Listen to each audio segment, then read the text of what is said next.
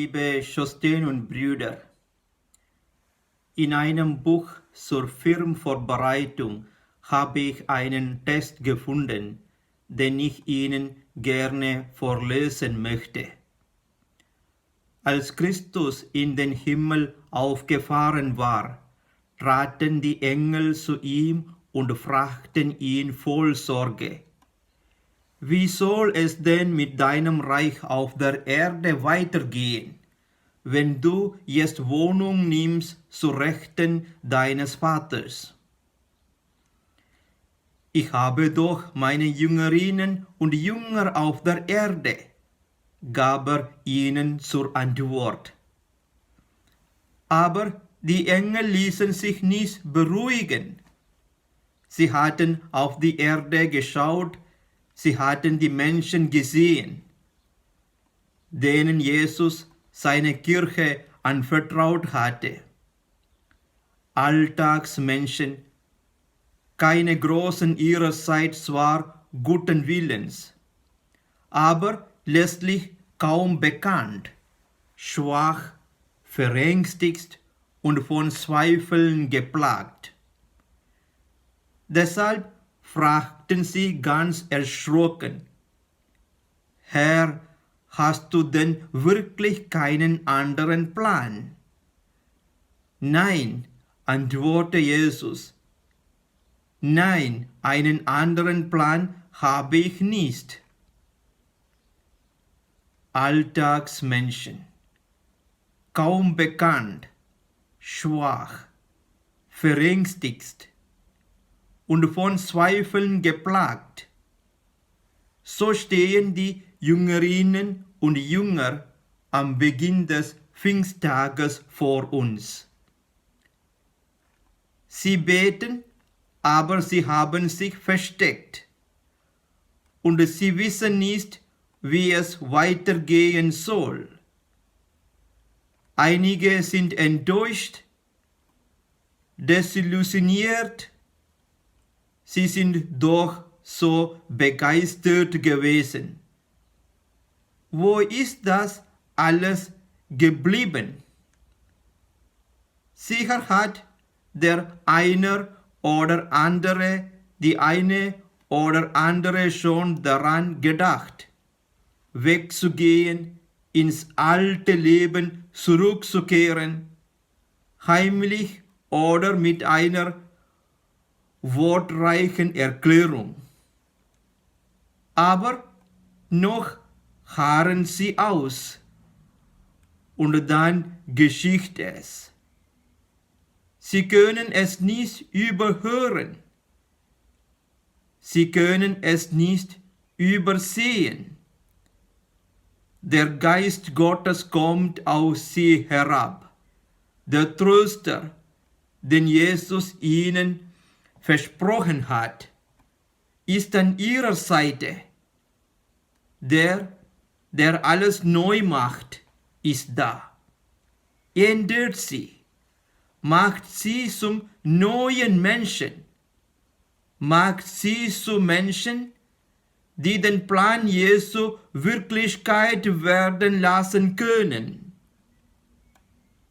Sie dürfen wirklich hauptnah erfahren, dass die Botschaft Jesu eine Botschaft für alle Menschen auf der ganzen Erde ist.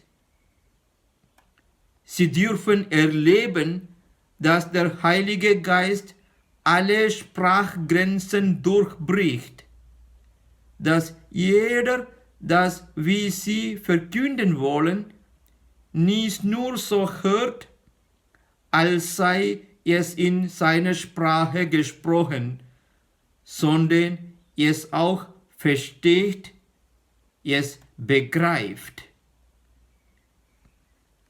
Liebe Schwestern und Brüder, dieses Wunder, das alles verändert hat, feiern wir heute. Aber Pfingsten ist nicht nur Fest frommer Erinnerungen an die Herabkunft des Heiligen Geistes auf die allererste christliche Gemeinde. Pfingsten ist kein Ereignis der Vergangenheit. Wir feiern heute ein Wunder, das nie an Aktualität verloren hat, das seit fast 2000 Jahren immer wieder geschieht, das auch an uns geschieht. Seit fast 2000 Jahren ereignet sich Pfingsten für Menschen mit all ihren Fehlern, Schwächen und Zweifeln, mit ihrem Vertrauen und ihrer Glaubensfreude.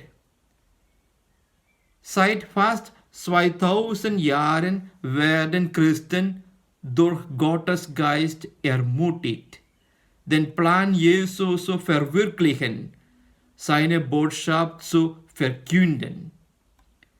Nach immer neuen Bildern und Worten zu suchen, um sie für die Menschen der jeweiligen Zeit und des jeweiligen Lebensraums verständlich zu machen.